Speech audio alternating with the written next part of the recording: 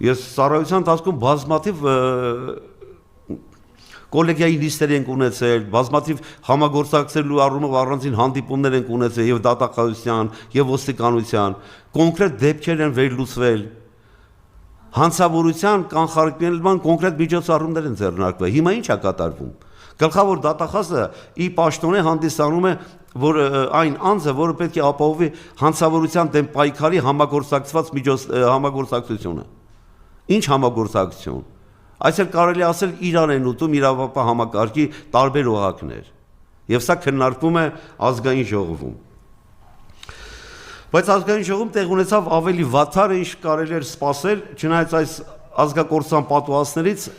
ավելի լավ բան երբեք սպասել չի կարելի։